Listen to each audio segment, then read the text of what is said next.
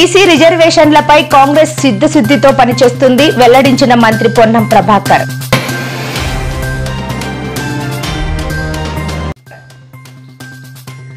$2047 నాటికి $30 ట్రిలియన్ ఆర్థిక వ్యవస్థగా భారత్ లక్ష్యమన్న మంత్రి. జనవరిలో అమరావతికి క్వాంటమ్ కంప్యూటర్ వస్తోందని వెల్లడి.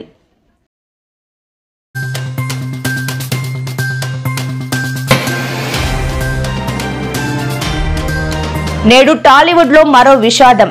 ప్రముఖ హాస్య నటుడు ఫిష్ వెంకట్ కన్నుమూత.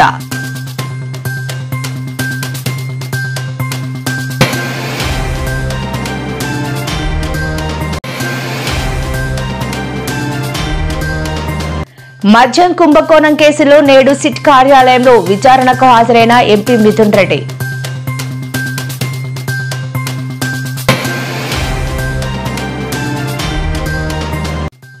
కేటీఆర్ పై సంచలన వ్యాఖ్యలు చేసిన మైనంపల్లి బిడ్డ.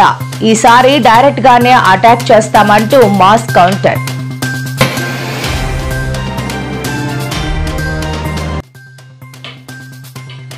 చంద్రబాబు నారా లోకేష్ పై మండిపడ్డ భూమన కరుణాకర్ రెడ్డి. మిథున్ రెడ్డిని అక్రమంగా అరెస్ట్ చేయాలని చూస్తున్నారు అంటూ ఆగ్రహం.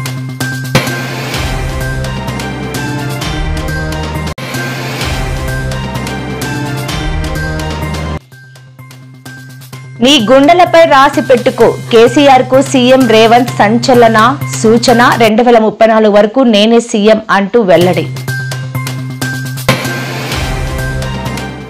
బీసీ రిజర్వేషన్లపై మా చిత్తశుద్ధిని శంకిస్తే మీకు పుట్టగతులు ఉండవని మంత్రి పొన్నం ప్రభాకర్ హెచ్చరించారు. శనివారం ఆయన కరీంనగర్లో విలేకరులతో మాట్లాడుతూ బీఆర్ఎస్ ప్రభుత్వం గతంలో సకల జనుల సర్వే చేస్తే బొంబాయి, దుబాయ్లో ఉన్న వాళ్ళు వచ్చిపోయారని ఎద్దేవా చేశారు. తెలంగాణ ప్రభుత్వం 1,00,000 మంది ప్రభుత్వ ఉద్యోగులతో సర్వే చేసిందని, సర్వేలో పాల్గొనని వారికి మాట్లాడే అర్హత లేదని పేర్కొన్నారు. కులగణన సమీకరించి ఎక్స్పర్ట్ కమిటీ వేసి ఏం చేయాలనే దానిపై ఈరోజు కమిటీ నివేదిక ఇస్తుందని తెలిపారు.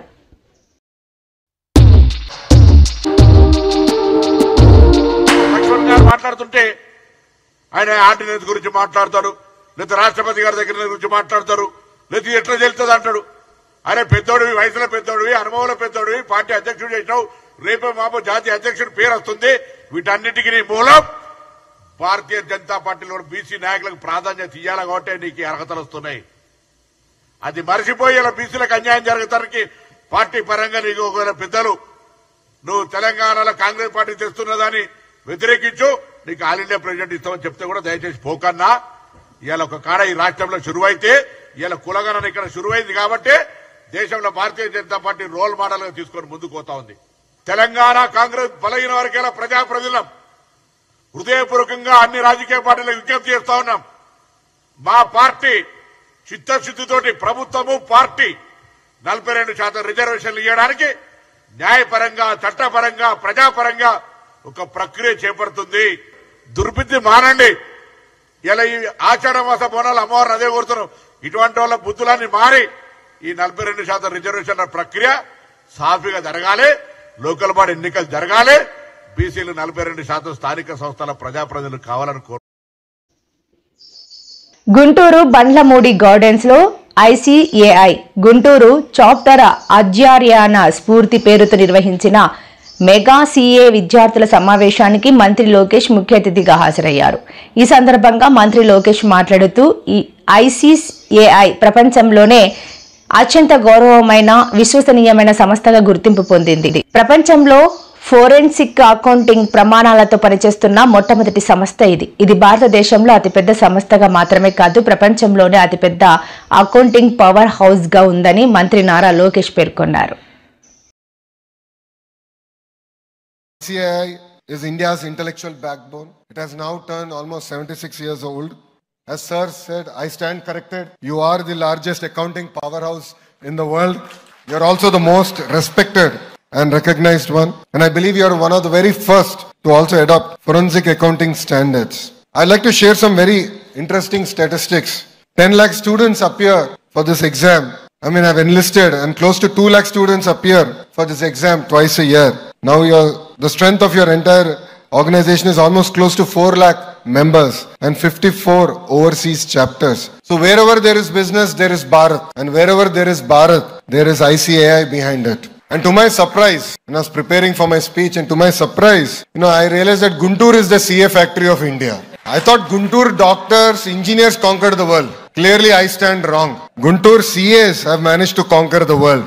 Close to 10,000 students are pursuing this career. The number of students who are pursuing CA are higher than the students who are pursuing engineering and medicine combined. So we have amazing talent here. One of the highest pass percentages, which means that there's amazing aspiration. From Guntur to Gulf, America to Australia, wherever you go, you actually end up seeing Telugu CAs today. As I said, your profession is not easy. That's why I chose to become a Stanford MBA. It is a very difficult profession, but that's what makes it very valuable.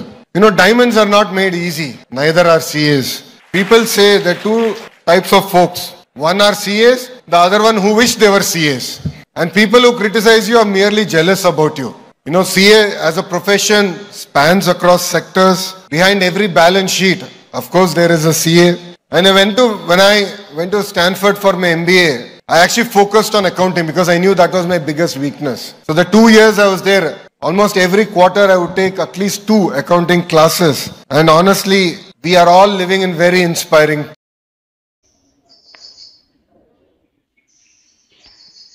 హైదరాబాద్లోని పలు ప్రాంతాలకు భారీ వర్ష సూచన ఉన్నట్లు తాజాగా వాతావరణ శాఖ హెచ్చరికలు జారీ చేసింది. హైదరాబాద్ పరిధిలో ఉన్న బీరంగూడ, అర్సీపురం, శేరిలింగంపల్లి, మియాపూర్, చంద్రాయనగుట్ట, అమీర్పేట్, ఎర్రగడ్డ, బాలాపూర్, శంషాబాద్, రాజేంద్రనగర్, హయాత్ నగర్ లాంటి ప్రాంతాల్లో భారీ నుంచి అతి భారీ వర్షాలు పడే అవకాశాలు ఉన్నట్లు హెచ్చరికలు జారీ చేసింది. ఇక మిగిలిన హైదరాబాద్లోని పలు ప్రాంతాల్లో చెదురు ముదురుగా ఉరుములతో కూడిన వర్షాలు పడే అవకాశాలు ఉన్నట్టు తెలిపింది. బే ఆఫ్ బెంగాల్ దాని పరిసర ప్రాంతంలో వాటి ప్రభావం చేత లో ప్రెషర్ ఏరియా ఫార్మ్ అయింది. అది క్రమేపీ పశ్చిమ వాయుదిశగా వెళ్తూ west central bay of Bengal and adjoining north west Bengal అంటే మన కోస్ట్కి దగ్గరలో ఉన్నటువంటి పశ్చిమ మధ్య బంగాళాఖాతం మరియు ఒరిస్సా తీరానికి దగ్గరలో ఉన్నటువంటి వాయు బంగాళాఖాతం ఈ ప్రాంతానికి చేరే సమయంలో అది మరింతగా బలపడి తీవ్ర అల్పపీడనం కూడా మారే ఛాన్సెస్ ఉన్నాయి. అలాగే నెక్స్ట్ కమింగ్ సబ్సిక్వెంట్ 2 డేస్లో కూడా అది ఈ ఉత్తరాంధ్ర మరియు 24 అవర్స్ వరకు చూసుకుంటే అయితే మనం భారీ వర్ష సూచన ఉత్తరాంధ్ర జిల్లాలో almost it may gust 55 km/h also. అలాగే సీ కండిషన్ కూడా మోడరేట్ స్థాయి నుంచి రఫ్నెస్ వరకు కూడా ఉంటుంది. ఈ పరిస్థితుల దృష్ట్యా కూడా మన మత్స్యకారులందరికీ కూడా వేటకు వెళ్ళొద్దని చెప్తున్నాం. మద్యం కుంభకోణం కేసులో ఆరోపణలు ఎదుర్కొంటున్న వైసీపీ ఎంపీ మిథున్ రెడ్డి ఈరోజు మధ్యాహ్నం సిట్ విచారణకు హాజరయ్యారు. ఈ కేసులో A4గా ఉన్న మిథున్ రెడ్డి విజయవాడలోని సిట్ కార్యాలయానికి వెళ్లారు. విచారణ నుంచి మినహాయింపు కోసం ముందస్తు బెయిల్ కోసం ఆయన హైకోర్టును ఆశ్రయించగా ఎంపీ పిటిషన్ను కోర్టు కొట్టేసింది. శుక్రవారం మరోమారు పిటిషన్ దాఖలు చేయగా కోర్టు తోసిపుచ్చింది. దీంతో ఎంపీ మిథున్ రెడ్డి సిట్ విచారణకు హాజరయ్యారు. ఎంపీ విచారణ సందర్భంగా సిట్ కార్యాలయం వద్ద అధికారులు భారీ బందోబస్తు ఏర్పాటు చేశారు.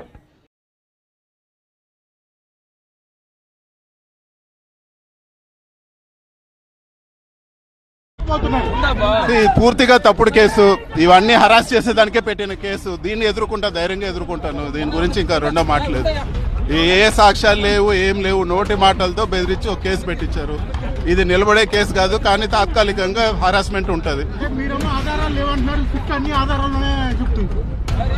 ఆధారాలు లేవని సిట్ అంటే వాళ్ళని రేపే పీకి పారేస్తారు. వాస్తవంగా ఉండేది రేపు కోర్టులో ఇంతవరకు ఏమి ఇచ్చారు, ఏమి ఇవ్వలేదు. ఇవన్నీ ఊరికే, ఇవన్నీ తప్పుడు కేసు. దీని గురించి అయితే కేవలం రాజకీయ కక్షతో పెట్టిన కేసు. దీన్ని ఎదుర్కోవాలో ఎదుర్కొంటామని. మీరు తప్పు చేయనప్పుడు ఇన్ని రోజుల పాటు ఎందుకు విచారణకి అటెండ్ అవ్వలేదు? ఒకసారి పిలిచారు, ఒకసారి అటెండ్ అయినారు. ఎక్కడ కూడా నేను కోఆపరేట్ చేయకుండా లేను. టాలీవుడ్ ప్రముఖ నటుడు ఫిష్ వెంకట్ అనారోగ్యంతో కన్నుమూసిన విషయం తెలిసిందే. హైదరాబాద్లోని ఓ ప్రైవేట్ ఆసుపత్రిలో చికిత్స పొందుతూ ఆయన తుదిశ్వాస విడిచారు. గత కొంతకాలంగా కిడ్నీ, లివర్ సంబంధిత సమస్యలతో బాధపడుతున్న ఆయన పరిస్థితి విషమించడంతో కన్నుమూశారు. ఫిష్ వెంకట్ కు 2 కిడ్నీలు పూర్తిగా పాడయ్యాయి.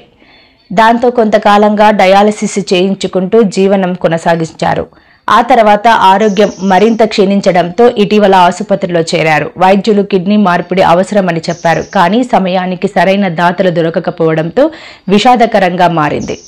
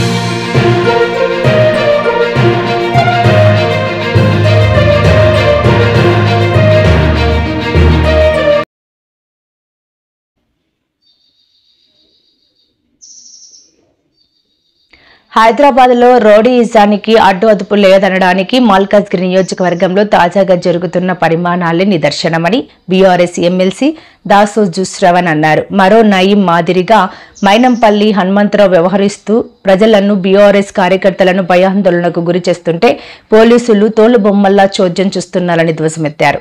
ఇవాళ హైదరాబాద్లో మీడియాతో మాట్లాడిన ఆయన బీఆర్ఎస్ కార్యకర్తలపై అక్రమ కేసులు పెట్టి వేధిస్తున్నారని, ఇది ప్రజాపాలన అనాలా లేక రౌడీ పాలన అనాలా ముఖ్యమంత్రి రేవంత్ రెడ్డి డీజీపీ సమాధానం చెప్పాలన్నారు. ముఖ్యమంత్రిని జీవితంలో కావరే నువ్వు చెప్తున్నా మళ్ళా నువ్వు పోయి భాషలు కడుకోవాలి అమెరికాలో పోయి అని చెప్పి కూడా కేటీఆర్ కు నేను చెప్తా ఉన్నా. పిచ్చి పిచ్చి వేసాలు ఏకు బిడ్డ, నేను ఇలా చెప్తున్నా మా కార్యకర్తలు ఎవరినేమన్నా కూడా బిడ్డ ఫస్ట్ నీ మీద మీ బావగాని మీద అటాక్ చేస్తాం. అది ఎవరు కూడా కంట్రోల్ చేయలేరు. ఆ విధంగా ఉంటది మా అటాక్ అని చెప్పి కూడా నిన్ను కాషన్ చేస్తా ఉన్నా. నేను వాళ్ళ మీద చిన్న చిన్న మీద చేస్తారా? హైదరాబాద్ నగరంలో రౌడీజం కి అడ్డు అదుపు లేదన్నట్టుగా ఇవాళ మల్కాజిగిరిలో నిన్న జరిగినటువంటి ఒక సంఘటన, ఈ 2-3 రోజులుగా జరుగుతున్న ఒక సంఘటనలు స్పష్టమవుతా ఉన్నాయి.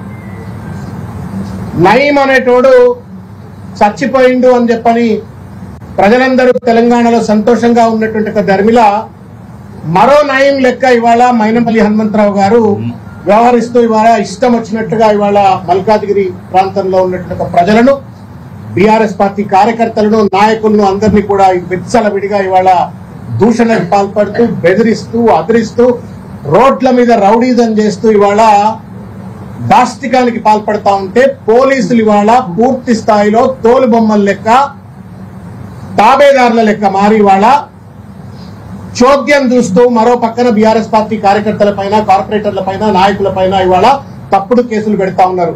ఇది ప్రజాపాలన అంటారా, రౌడీ పాలన అంటారా? దయచేసి రేవంత్ రెడ్డి సమాధానం చెప్పాలా. ఈ రాష్ట్రాన్ని వెళ్తున్నటువంటి ఒక డైరెక్టర్ జనరల్ ఆఫ్ పోలీస్ సమాధానం చెప్పాలని చెప్పని నేను కోరుతా ఉన్నాను. లిక్కర్ కేసు వ్యవహారంలో కూటమి ప్రభుత్వ రాజకీయ కుట్రకు తెరలేపిందని, అందులో భాగంగానే ఎంపీ మిథున్ రెడ్డిని అక్రమంగా అరెస్ట్ చేయాలని చూస్తున్నారని వైఎస్ఆర్సీపీ రాష్ట్ర అధికార ప్రతినిధి భూమన కరుణాకర్ రెడ్డి అనుమానం వ్యక్తం చేశారు. కక్ష సాధింపు రాజకీయాలతో చంద్రబాబు, నారా లోకేష్లు రాష్ట్రంలో అరాచకం సృష్టిస్తున్నారని అన్నారు. MP Mithun Reddy liquor case వ్యవహారంపై శనివారం ఆయన ఓ సెల్ఫీ వీడియో ద్వారా మాట్లాడారు. మిథున్ రెడ్డి వైఎస్ఆర్సీపీలో కీలక నేత మాత్రమే కాదు, వైఎస్ జగన్మోహన్ రెడ్డికి సన్నిహితుడు కూడా. అందుకే ఆయన్ని అరెస్ట్ చేయాలని రంగం సిద్ధం చేస్తున్నారు.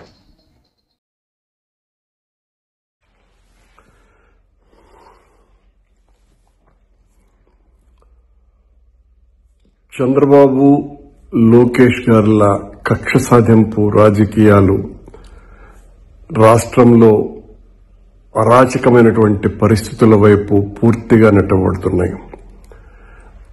ఈ రోజున రాజంపేట పార్లమెంటు సభ్యుడు, వైఎస్ఆర్ కాంగ్రెస్ పార్టీలో అత్యంత కీలకమైనటువంటి నేత, జగన్మోహన్ రెడ్డి గారికి ఎంతో ఆప్తుడు అయిన మిథున్ రెడ్డిని పోలీసు వాళ్ళు అరెస్టు చేసేటువంటి క్రమంలో దాని వెనుక ఉన్నటువంటి తెలుగుదేశం కూటమి యొక్క కుట్ర ఎంత దారుణమంటే ఆ మద్యం స్కామ్తో ఏ రకమైనటువంటి సంబంధము మిథున్ రెడ్డికి లేకపోయినా మిథున్ రెడ్డి పాత్ర ఇసుమంతా కూడా కనుగొనలేకపోయినా కక్ష కట్టి జగన్మోహన్ రెడ్డి గారికి ఆత్మీయుడు కనుక ఈయనను ఒక ముద్దాయిగా ప్రకటించి మిథున్ రెడ్డిని అరెస్టు చేస్తే జగన్మోహన్ రెడ్డి గారి యొక్క ప్రతిష్టను దెబ్బతీయొచ్చు అన్న కారణంగా ఈ రోజున ఈ రకమైన బరితెగింపుకు తెలుగుదేశం ప్రభుత్వం బనాయిస్తున్నది, ఈ రకమైనటువంటి కుట్ర చేస్తున్నది, ఇంత దారుణానికి ఒడిగట్టుతున్నది. తనను నిన్నటి వరకు మొన్నటి వరకు ముద్దాయిగా కూడా చేర్చలేదు. ఈ కేసు పూర్తిగా చాలా బలహీనమైనటువంటి కేసని, ఇందులో ఇప్పటి వరకు అరెస్ట్ అయినటువంటి వాళ్లకు ఇసుమంత పాత్ర కూడా లేదని, వైఎస్ఆర్ కాంగ్రెస్ పార్టీ హయాంలో ఓ మద్యం కుంభకోణం జరిగింది అని వీళ్లే ఒక పెద్ద కల్పిత కథ, ఒక ఫిక్షన్ స్టోరీని తయారు చేసి తద్వారా కొన్ని వేల కోట్ల రూపాయలు ఎన్నికల్లో ఖర్చు పెట్టడానికి ఆ డబ్బంతా వినియోగించారు అన్న ఒక్క కారణం చూపుతూ ఎక్కడ ఇంతవరకు డబ్బులు దొరకకపోయినా ఆ డబ్బు కాళ్ళ దొరికిన డబ్బులన్నీ కూడా మద్యానికి సంబంధించినటువంటి డబ్బులని ఎవరివో దొరికితే దానికి అంటగట్టి ఈ కేసును చాలా బలంగా తయారు చేసి వీళ్ళనందరినీ కూడా జైళ్లకు పంపాలా అన్నటువంటి క్రమంలో భాగంగా ఈ రోజున మిథున్ రెడ్డిని అరెస్టు చేసేటువంటి కార్యక్రమం జరుగుతున్నది. దీన్ని తీవ్రంగా ఖండిస్తున్నాం. కేవలం పార్టీలో చాలా కీలకమైనటువంటి వ్యక్తి కనుక, జగన్మోహన్ రెడ్డి గారికి చాలా ఆత్మీయుడు కనుక ఆ ఒక్క కారణంగానే ఈ రోజున మిథున్ రెడ్డి మీద ఇంత తీవ్రమైనటువంటి ఆరోపణలు మోపి ఆయన్ను జైలుకు పంపించేటువంటి కార్యక్రమాలు చేస్తున్నారు. ఇది పూర్తిగా లోకేష్ గారి డైరెక్షన్ లో జరుగుతోంది అన్నటువంటి చర్చ చాలా పెద్ద ఎత్తున జరుగుతున్నది. ఈ రకంగా వైఎస్ఆర్ కాంగ్రెస్ పార్టీ హయాంలో మీకేదో చిన్న బాధ జరిగిందని ఆ బాధకు ప్రతీకారంగా కొన్ని వేల రెట్లు ఎక్కువగా ఈ రోజున లోకేష్ గారు ఆయన అనుయాయులు రాష్ట్రమంతా ప్రతి నియోజకవర్గంలోనూ పదుల సంఖ్యలో వైఎస్ఆర్ కాంగ్రెస్ పార్టీ కార్యకర్తల మీద కేసులు పెట్టడము, కొట్టడము, హింసాయుత చర్యలు చేపట్టడము, చాలా పెద్ద పెద్ద స్కామ్లు జరిగినాయి అని చాలా పెద్ద మంది నేతల్ని కూడా అరెస్టులు చేయటము, రోజు కూడా ఒక బీతావహ పరిస్థితి, ఒక బీభత్సమైనటువంటి స్థితికి రాష్ట్రాన్ని తీసుకొని రావటం జరిగింది.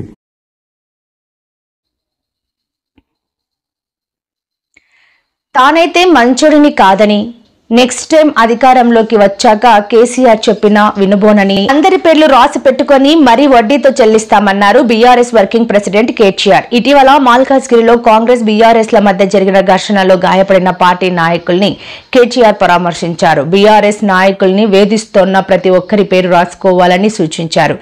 ఏసీపీలు, డీసీపీలు, సీఐలు, ఎస్ఐలు ఇలా ఎవరెవరైతే బీఆర్ఎస్ నేతలను వేధిస్తున్నారో వాళ్ల పేర్లు రాసి ఉంచాలని, నెక్స్ట్ టైం కేసీఆర్ వచ్చినా వినబోమని, తానైతే మంచోడిని కాదని తెలిపారు. పార్టీ నేతలు, కార్యకర్తలెవరూ ధైర్యం కోల్పోవద్దన్నారు.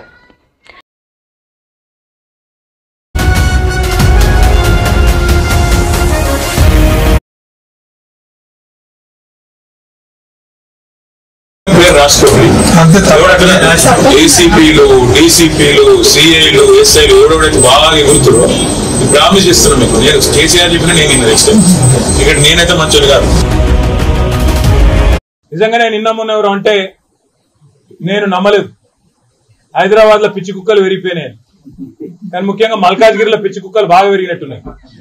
లేకపోతే ఎవడన్నా మెడ మీద తలకాయనోడు గంట సేపు వచ్చి మల్కాజ్గిరి చివరస్తాల గుండగాలను వేసుకొచ్చి గంట సేపు ట్రాఫిక్ జామ్ చేస్తూ నేను ఇక్కడికి వచ్చినా నువ్వు రా అని చెప్పి బస్తీ మీద సవాల్ అని చెప్పి చిల్లర రాజకీయం చేస్తుంటే ఏం చేస్తున్నది పోలీస్ యంత్రాంగం అని నేను అడుగుతున్నా. మా ఎమ్మెల్యేలను అరెస్ట్ చేసుడు కాదు, మా నాయకులను హౌస్ అరెస్ట్ చేసుడు కాదు, ఏం చేస్తున్నారు మీరు ఈ గుండాగాళ్లకు నియంత్రించడానికి నేను అడుగుతా ఉన్నా. ఇలా ఒకటే మాట నేను అనేది, అసలు ఏమి అధికారం ఉన్నది కాంగ్రెస్ పార్టీ నాయకులకు మల్కాజ్గిరిలో? ఇవాళ ఇక్కడ ఎమ్మెల్యే గారు బీఆర్ఎస్ పార్టీ నుంచి ఉన్నారు, గౌరవ కార్పొరేటర్లు ఉన్నారు, సబితా అనిల్ కిషోర్ గాని, మా సోదరి విజయశాంతి శ్రీనివాస్ రెడ్డి గాని, మా వాళ్ళందరూ ఉన్నారు. వాళ్ళందరూ ఏ ప్రోగ్రాంకు పోయినారు? దేవుడికి గుళ్ళకు చెక్కులు ఇచ్చే కార్యక్రమానికి పోతే అది కూడా కావాల్సుకొని మీ అడ్డాల పెట్టుకొని ఆడ వీరికి పందలైన మీ అనుచరులను పెట్టి గుండగాలను పెట్టి మా వాళ్ళ మీద దాడి చేయించి ఏం చేయదలుచుకున్నారని నేను అడుగుతా ఉన్న కాంగ్రెస్ పార్టీ నాయకులను, ఈ చిల్లర గుండాగాలను. గుండెల్లో పెట్టి చూసుకున్న పాలమూరు గడ్డకు కేసీఆర్ ఇచ్చింది ఏంటి అనేది సమాధానం చెప్పాలని రేవంత్ రెడ్డి డిమాండ్ చేశారు. శుక్రవారం నాగర్ కర్నూలు సభలో ఆయన మాట్లాడుతూ 98 జీవో ప్రకారం 10 ఏళ్లు సీఎంగా ఉన్న కేసీఆర్ నిర్వాసితులను ఎందుకు ఆదుకోలేదు అని ప్రశ్నించారు.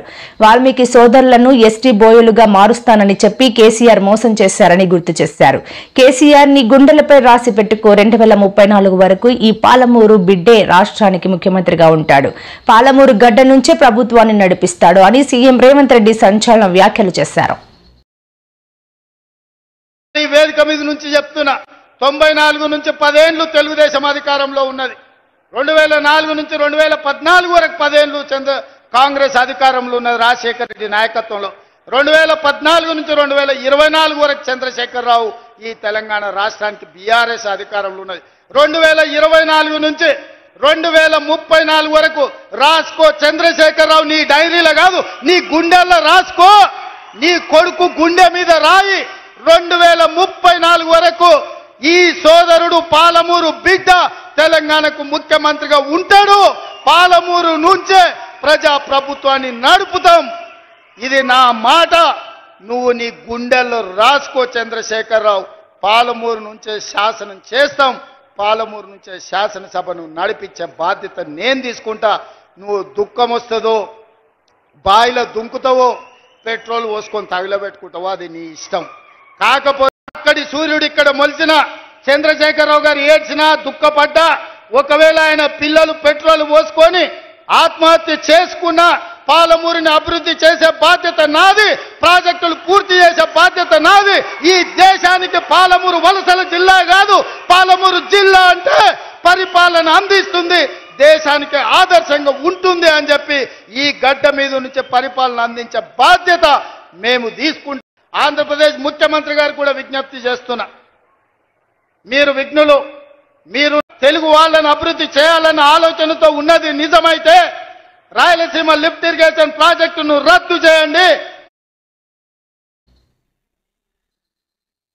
తన నియోజకవర్గ కేంద్రమైన తాడిపత్రికి వెళ్లకుండా వైఎస్ఆర్సీపీ మాజీ ఎమ్మెల్యే కేతిరెడ్డి పెద్దారెడ్డిని పోలీసులు మరోసారి అడ్డుకున్నారు. అనంతపురం జిల్లా తాడిపత్రిలో వైఎస్ఆర్సీపీ ఆధ్వర్యంలో నియోజకవర్గ స్థాయి రీకాలింగ్ చంద్రబాబు మేనిఫెస్టో కార్యక్రమం ఏర్పాటు చేశారు. దానిలో పాల్గొనేందుకు అనుచరులతో కలిసి పెద్దిరెడ్డి ఎల్లానూరు మండలం తిమ్మంపల్లిలోని స్వగృహం నుంచి బయలుదేరేందుకు సిద్దమయ్యారు. అయితే తెల్లవారుజామునే పెద్ద ఎత్తున పెద్దారెడ్డి ఇంటిని చుట్టుముట్టిన పోలీసులు ఆయన వెళ్లకుండా అడ్డుకున్నారు. పెద్దారెడ్డి కారుకు పోలీసు వాహనాలను అడ్డుపెట్టారు. ఆయనను గృహ నిర్బంధం చేశారు.